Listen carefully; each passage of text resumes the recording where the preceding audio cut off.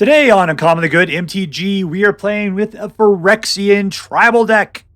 Do you yearn for the sweet release of completion? Stay tuned to find out more.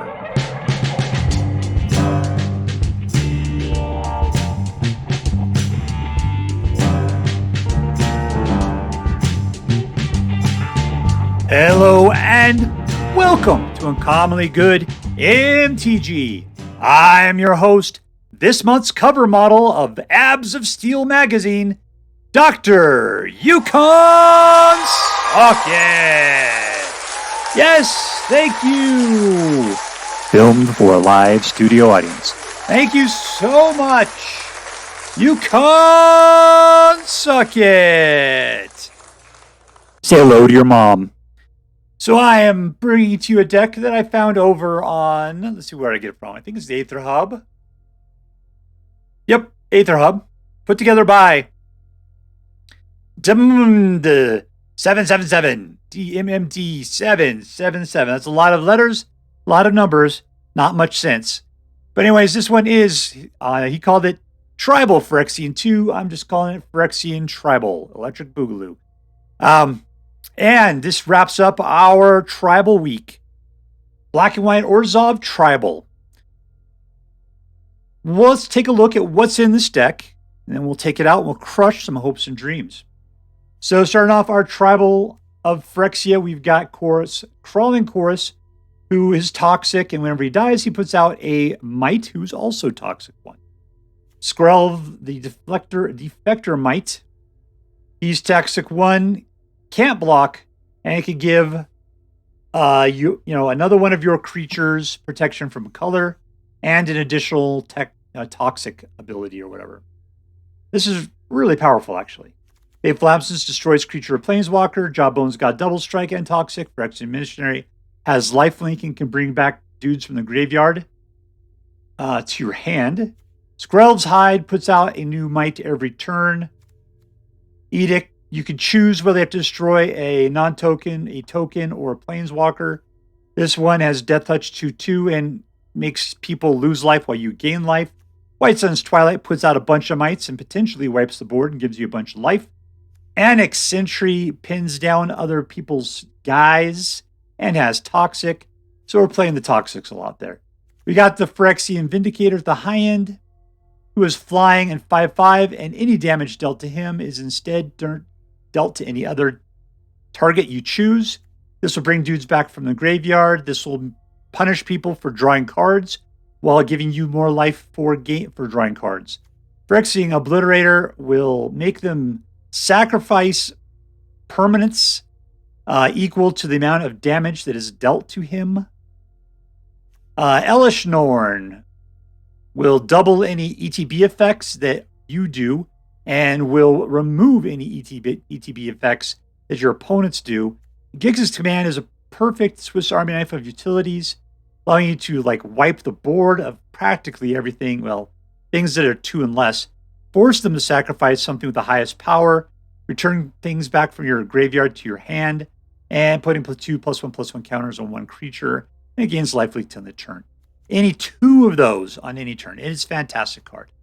This will help you cast any Phyrexians you got, which of course we got a ton of. We got Pain lands for Orzhov colors, slow lands for Orzhov colors, and the regular lands for Orzhov colors. The Eiganjo will let you blow away blockers or attackers. All right, so that is the deck. We are going to put out a bunch of Phyrexians, gain a bunch of life, pin things down, and force them to do icky, icky things. But first, let's say our prayers.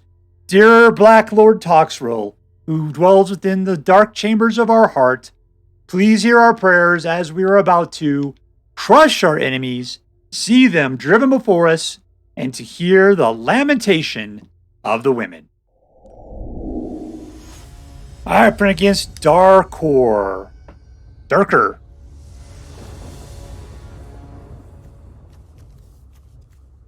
Painlands, fantastic.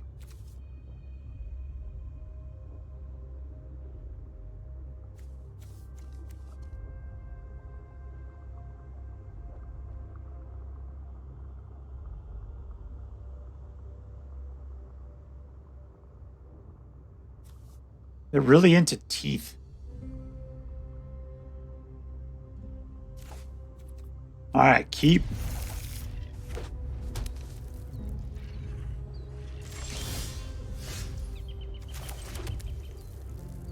What do we got? Skrelv's Hive, Jawbone Duelist.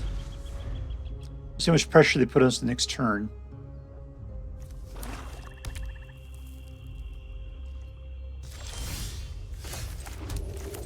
I'm going to put out the Pilgrim.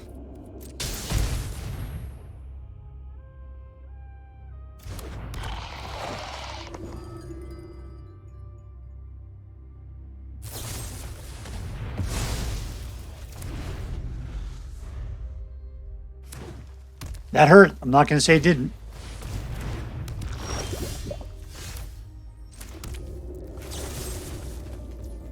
See how they like it.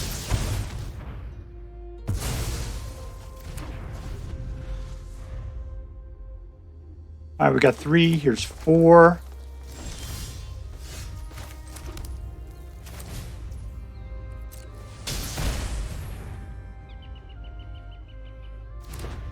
Nice little Hive.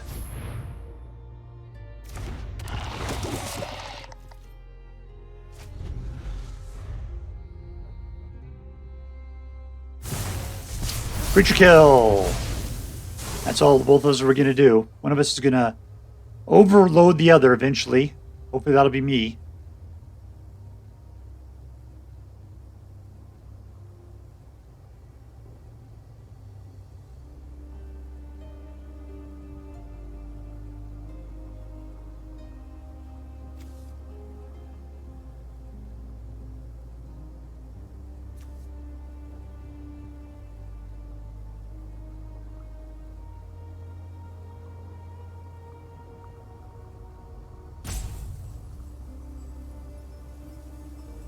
All right, my man, come on.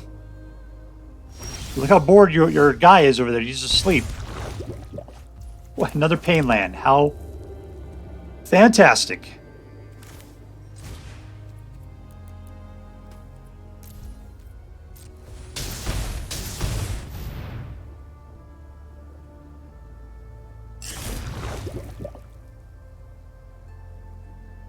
Hopefully he doesn't have the ability to wipe the board. Black-green isn't known for it.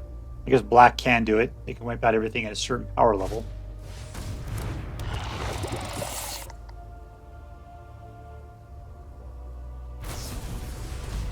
And he's trying to take them out one at a time.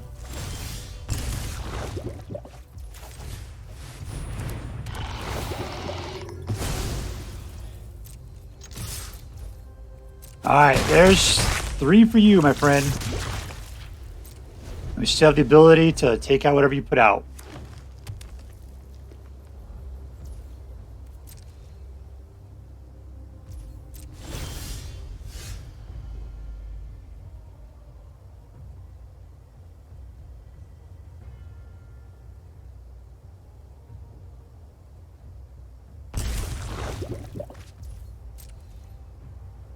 Okay, we could bring some back from the graveyard. I wonder what we got in there.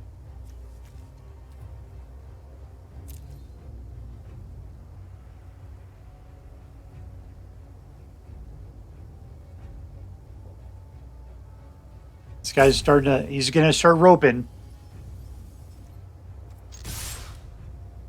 That's 5 on top of his 3. And we win. Suck it, suckerfish.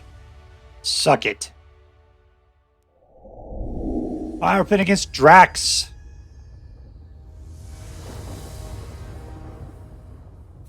Painlands. Okay, keep.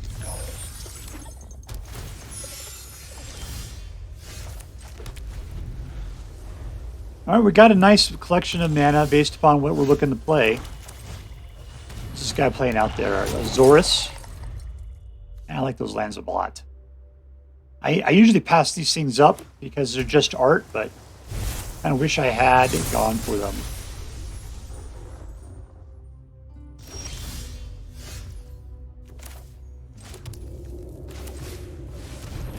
You know what costs 3 mana or less? That's Steel Seraph.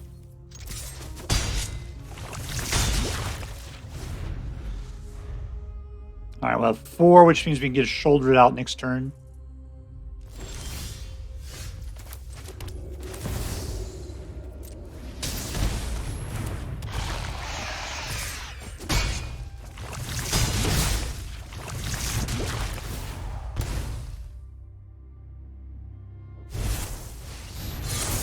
And he's got another.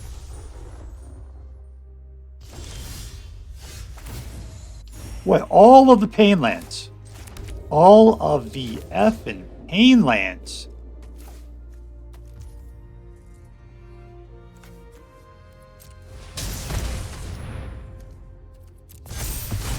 There we go.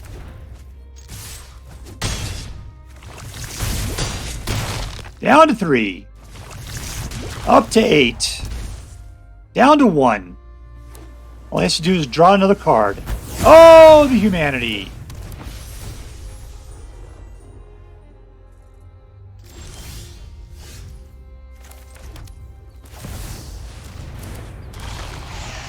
There you go. Suck it. Boom, boom! Goes the room. Suckerfish. Victory. Our opponent against Jano.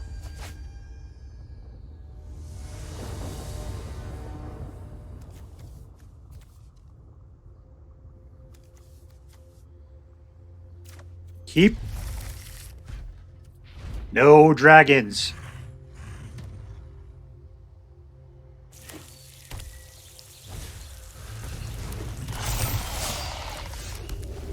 Alright, so he's playing Phyrexians. I'm playing Phyrexians.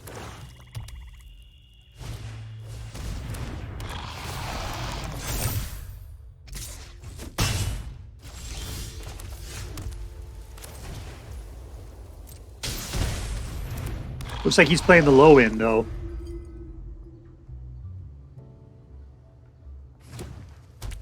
This guy could take out artifacts. Might have to take him out myself.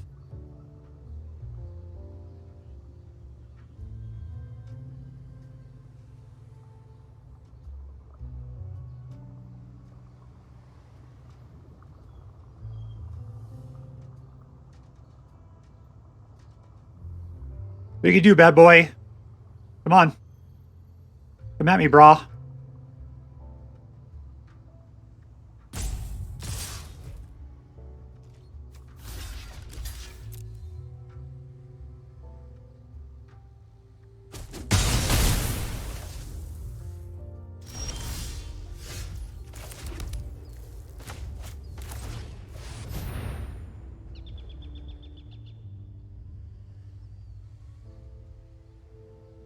Here she comes, walking down the street.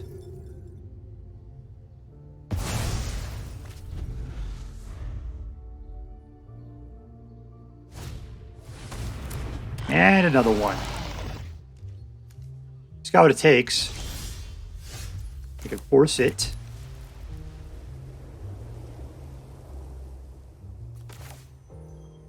Let's see if you'll let me grab this one.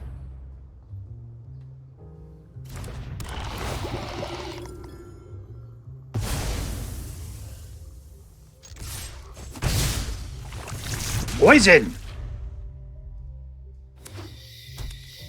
Alright, so if I play Gix's command, I'll wipe out my own guys and give him his guys back, because that's not necessarily the best in the situation. Well, cool.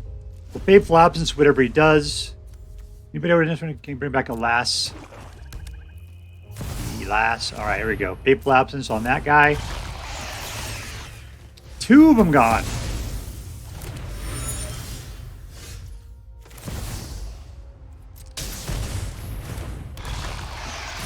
There shall be only one. If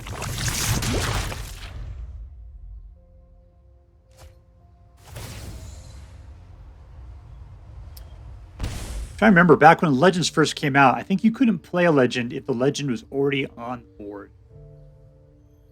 And then it became like, if you played a Legend, then you killed the other Legend or something. It was crazy.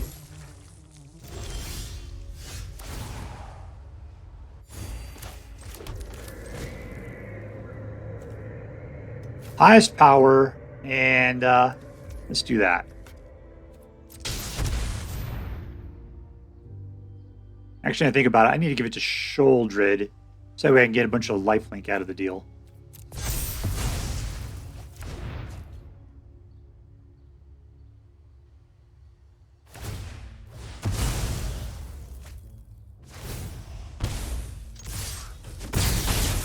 Down to 5. Down to 3.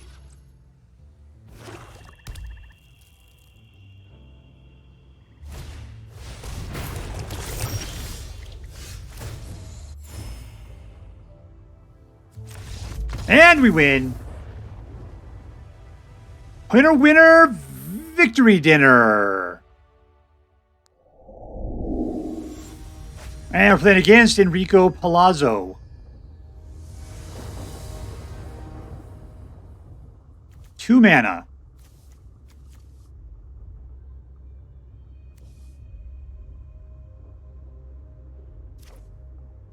Let's see, we can make it work with 2. We can play at least 2 cards that way.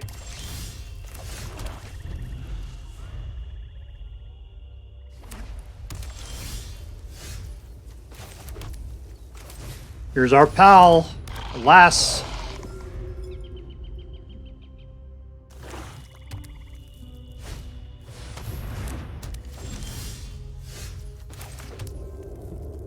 Nothing to do in this case. Let's just go for the kill. First blood.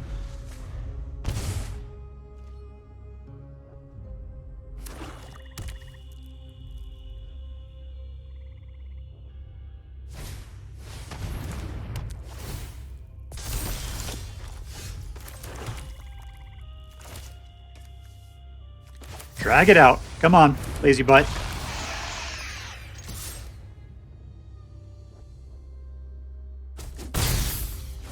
Now you got a double draw, huh?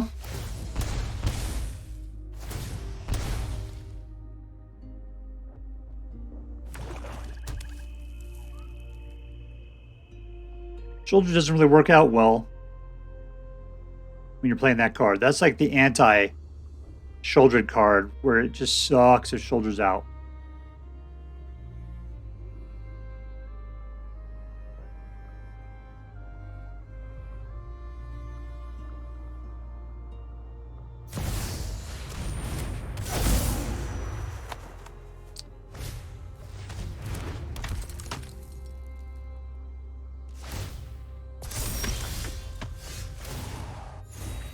Okay, we're not getting the mana we're looking for, but we'll pull this dude out. We'll take out the sleeper.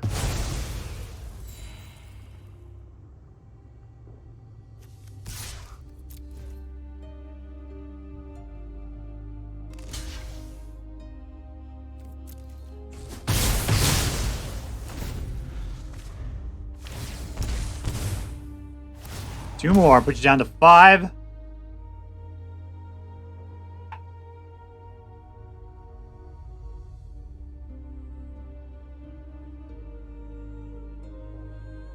One more man on my part, and this game's over.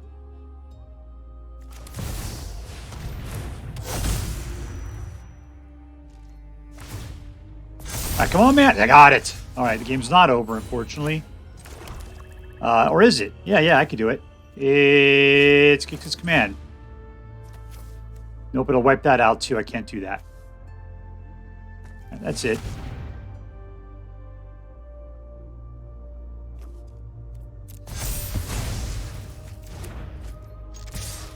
Close. Nope, you let it go. Winner, winner! Victory dinner! All right, with a 66% win rate, we have Phyrexian Tribal. Finishing up our Tribal week. And it was a great deck. It was good. I mean, you can't expect every deck just to slaughter everybody all the time. But this deck did it fairly regularly, and that's all we can really ask for. Who was the hero of this deck? Let's take a look. It was Sheoldred. Sheoldred came out at 4. You only needed to have 2 black to be able to play it, and it caused a constant hemorrhage of damage. So Sheoldred doing what Sheoldred does. Of all the other cards in here, really, Gix's command at 5 is the most utility for as far as being able to tip the game in the way that you wanted it to go. So those are my 2 MVPs, with Sheoldred and Gix's command. Everything else was good, but those 2 really stood out. All right, so was this deck competitive? Well, at the 66%, absolutely. It won way more than it lost. Who did it didn't? It didn't do well. Here's why. Okay, this is it. When you had to go up against super aggro, yeah, that was a problem. This deck is a little slow, and a lot of times you could, with mono red, they would just get the damage in, they would nail off the little dudes you'd be able to put out, and then you'd be dead. You couldn't get to what you needed to by the time you needed to do everything. You needed 5 mana to be able to wipe their board, and you had to just be lucky. Let's see, number 2, was this deck fun? And it fought, it played. As long as you weren't playing against the super aggro decks, it was a good deck. I appreciated it.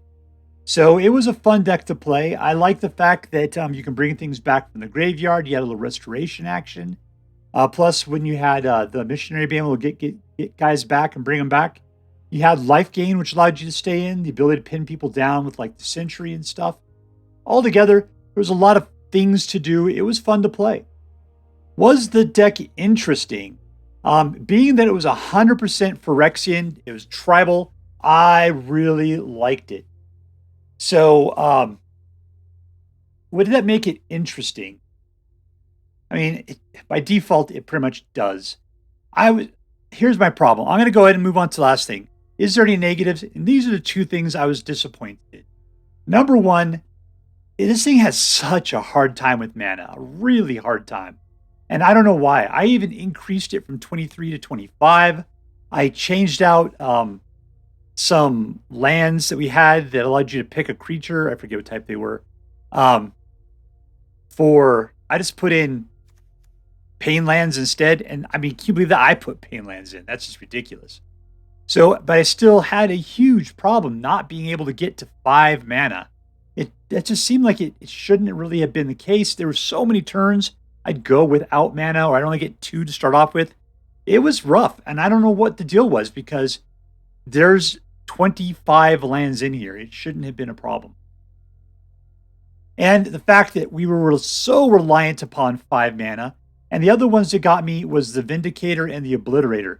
With them requiring 4 solid mana of a particular color, there was a lot of times they'd be sitting in my hand not doing anything because I couldn't get together 4 mana of the same color.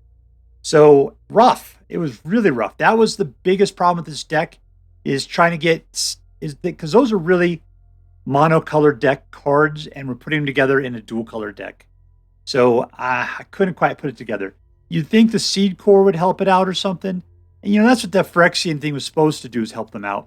The problem was there's a lot of other cards that needed actual colors, and I was getting Seedcore and that, whatever it was, the other card, like all the time. And then I couldn't play anything that required a color. And you're looking in here, you're like, oh, how much, non-color do you need? A Fateful Absence and Sheoldred's, Edict, anything that was, sorcery or instant, you needed it, and you just couldn't get away from it. So I was finding that to be a huge problem, because these aren't Phyrexian sorceries. They're just sorceries. So yeah, the mana situation was rough on this deck. Cards were great, but the mana was not. Number 2, I think I mentioned it already. It's just that these solid color cards were hard to get out. So yeah, that's it, pulling away from it. So I can't give this deck an A+. It was competitive, it was fun, and it was interesting, but there were some major drawbacks to it, which I found disconcerting. Yeah, so what were the 3 things then? It was that it did poorly against early aggro. It had big dudes you couldn't play because you just couldn't get the solid mana colors together. And 2, even with 25 lands, it was hard to scrape together 5 lands.